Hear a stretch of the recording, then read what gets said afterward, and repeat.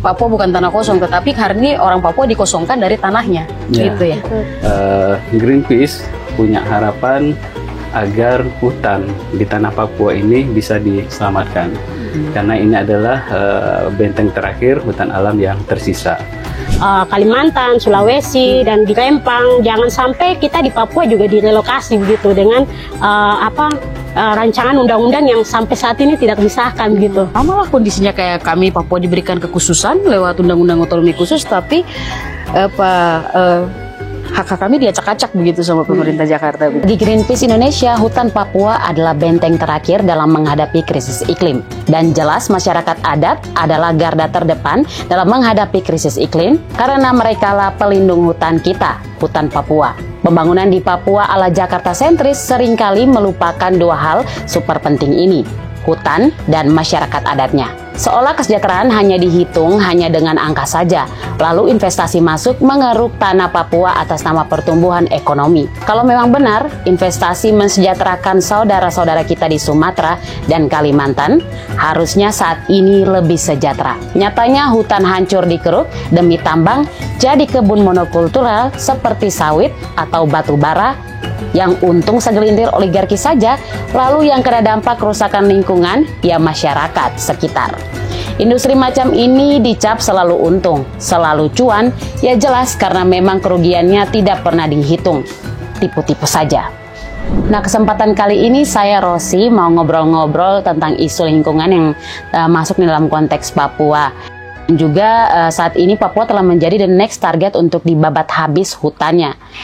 Nah, isu keadilan lingkungan dan keadilan ekonomi ini sayangnya belum jadi isu mainstream di akar rumput.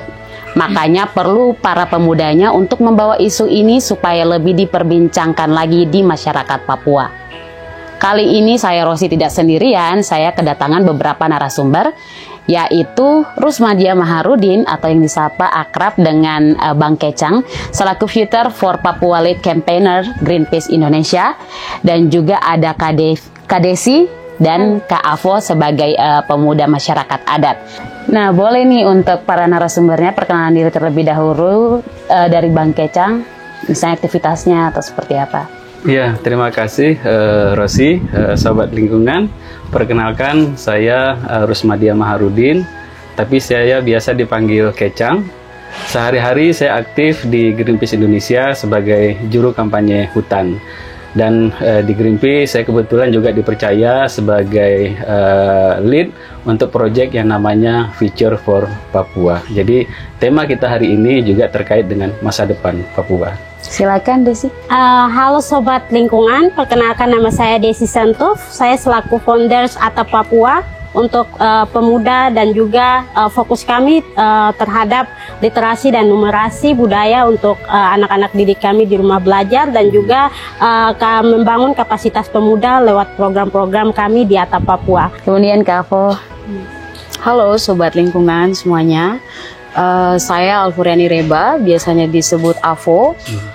Untuk saat ini saya aktivitasnya sedang bersama-sama dengan pemuda adat Kelabra di Distrik Bu. Mungkin itu ya. Ngomongin soal pemuda, mungkin langsung saja ya pertanyaan ini buat Kak Avo dan Kak Desi. Seperti yang sudah disampaikan bahwa FDC ini kan telah mengumpulkan 100 peserta, yaitu berupa pemuda masyarakat adat di satu tempat yang sama. Sebenarnya apa sih yang membuat mereka tuh tergerak mempunyai tujuan atau visi, dan apa sih yang sebenarnya menjadi kerinduan mereka untuk ikut bersama dalam FDC tersebut? Oke, kalau untuk kemah pemuda adat FDC yang tadi itu, saya sendiri itu tentunya punya ketertarikan untuk mengikuti FDC saat itu.